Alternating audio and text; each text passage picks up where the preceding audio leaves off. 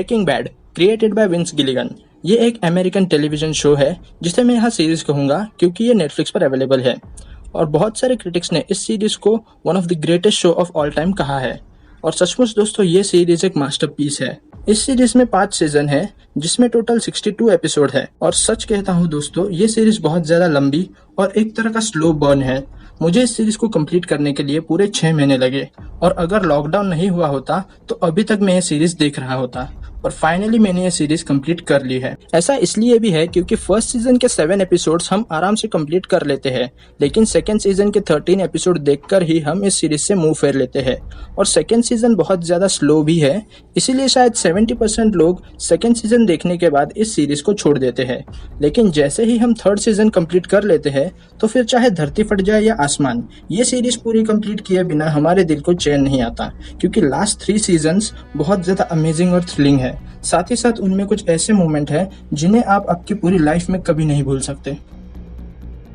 तो आखिर इस सीरीज में ऐसा क्या है? इस सीरीज का मेन कैरेक्टर है Walter White, played by Bryan Cranston, जो मेरे हिसाब से अभी तक का सबसे ज्यादा ग्रेटेस्ट टेलीविजन कैरेक्टर होगा। जो एक 50 साल का हाई स्कूल केमिस्ट्री टीचर है जिसे बहुत सारी फाइनेंशियल प्रॉब्लम होती है और उसका एक बेटा भी है जो हैंडीकैप्ड है और उसकी वाइफ स्काइलर जो बहुत ज्यादा अच्छी है, जो उससे बहुत ज्यादा प्यार करती है।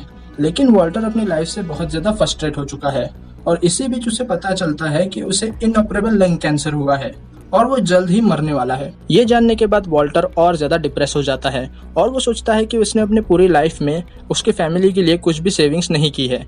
इसी बीच उसे जेसी बिच पिंकमैन मिलता है जो एक मेथेम्फेटामिन ड्रग डीलर है और यहीं पर वॉल्ट को फास्ट मनी मेकिंग का तरीका पता चलता है और वो जेसी के साथ मिलकर एक मेथ लैब बनाता है। देखिए दोस्तों, जब भी किसी इंसान को पता चलता है कि वो मरने वाला है तो एक तो वो बहुत ज्यादा डिप्रेस हो जाता है या फिर वो एक तरह से उसके मन से पूरा डर निकल जाता है, एक तरह से वो पूरी तरह से फ्री हो जाता है। और ब्रायन एक केमिस्ट्री एक्सपर्ट होने की वजह से वो एकदम प्योर मेथ बना पाता है जिसे यहाँ बेबी ब्लू कहा है। फिर कैसे वो ड्रग डीलिंग्स करते हैं, कैसे वॉल्टर इलीगल ड्रग इंडस्ट्री में धंसता चला जाता है और कैसे वो एक आम आदमी से बैड एज हाइजनबर्ग बनता है, ये पूरी स्टोरी हमें ओवरऑल इस सीरीज में दिखाई है। इस सीरीज की प्राइमरी फिलॉसफी बेस्ड है Newton's third law of motion पर। Every action has an equal and opposite reaction, यानी हम लाइफ में जो भी करते हैं उसके कॉन्सिक्वेंसेस हमें इसी लाइफ में फेस करने पड़ते हैं।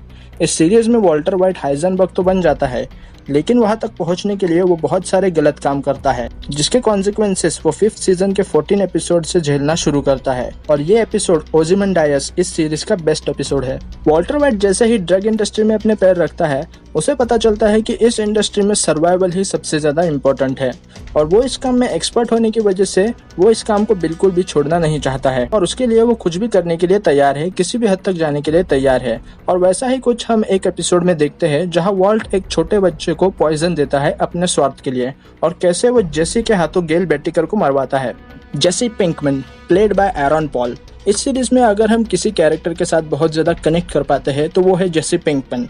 जेसी पिंकमैन एक ड्रग एडिक्ट है और वो अपने लाइफ के साथ बिल्कुल भी सीरियस नहीं है और वो हर बार बिच कहता रहता है, लेकिन वो अंदर से बहुत ज्यादा अच्छा है और उसके साथ इस सीरीज में जो होता है यार मतलब वो बहुत ज्यादा बुरा है। वॉल्टर और जेसी का रिलेशन एकदम फादर सन रिलेशनशिप जैसा है, लेकिन वॉल्टर अपने फायदे के लिए बहुत बार जेसी का इस्तेमाल करता है जो वॉल्टर के कैरेक्टर को और भी ज्यादा डार्क और डेंजरस बनाता है। एक हिसाब से जेसी की लाइफ को वॉल्ट कंट्रोल करता है और सीरीज के एंड में जेसी के पास उसके लाइफ का कंट्रोल आ जाता है। इस सीरीज में और भी बहुत सारे कैरेक्टर्स हैं जिन्हें हम बिल्कुल भी भूल नहीं सकते, जैसे सॉल गुडमैन वॉल्ट का लॉयर जिसके ऊपर एक अलग से सीरीज बनी है बेटर कॉल सॉल, फिर हैंक श्रेडर जो एक DEA एजेंट है और वॉल्ट का ब्रदर इन लॉ भी, फिर माइक, गस्टावो फ्रिंग, स्किनी पीट, बैजर और भी बहुत सारे कैरेक्टर्स है इस सीरीज में।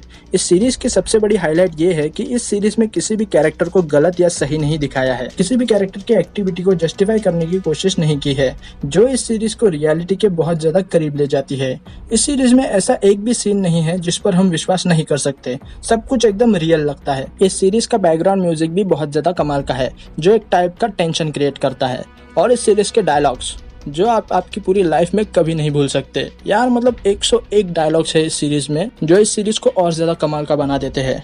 और क्या कहूँ यारो, ये सीरीज एक मास्टरपीस है, स्पेशली इस सीरीज का लास्ट एपिसोड, जिसकी एंडिंग अभी तक की सबसे ज्यादा सेटिस्फाइंग एंडिंग होगी। ये सीरीज पूरी कंप्लीट करने के बाद हमें ऐसा लगता है कि यार मैंने कुछ ऐसा देखा जो बहुत ज्यादा अलग और फ्रेश था, जो आपके पूरे टाइम को, जो भी आपने इस सीरीज को देखने के लिए लगाया, उसे जस्टिफाई करता है, क्योंकि यारो ये सीरीज आपका टाइम डिजर्व करती है। तो एंड में यही कहूंगा कि पहले 2 सीजन किसी तरह कंप्लीट कर लो, फिर 3rd सीजन देखते ही आप इस सीरीज को पूरा कंप्लीट कर ही लोगे, इसमें कोई शक नहीं। मैं इस सीरीज को दूंगा 10 आउट ऑफ 10 स्टार्स और आप सभी को रेकमेंड करूंगा कि आप इस सीरीज को बिल्कुल भी मिस ना करें।